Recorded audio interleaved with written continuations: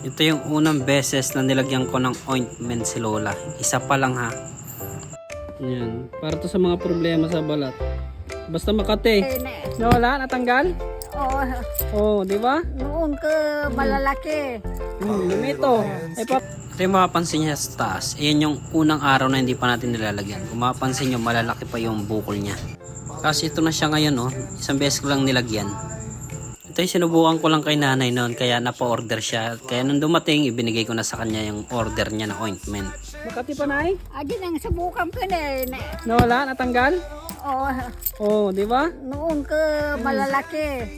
Lumito. Ay parang ganito. Parang ganyan, di ba?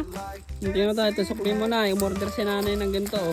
Ay, dalawa. Itong buy one take one siya na. Ayan, bayaw lang. Para to sa mga kati-kati. Kimos na watay na. Oo, di ba?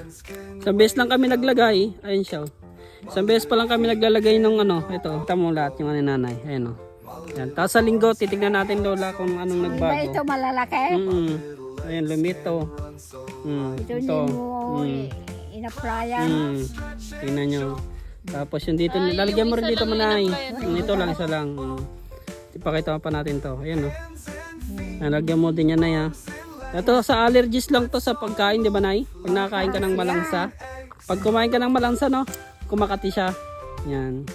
Dahil magkikita kami ni Lola sa linggo, titingnan natin kung talagang may nagbago sa kanyang allergies. At kaya napakaganda na ito sa ating mga skin problem kagaya na lamang ng bungang araw, allergies, rashes, psoriasis, eczema, buni, galis, alipunga, insect bite, tsaka acne, pwede rin sa paso at sa sugat.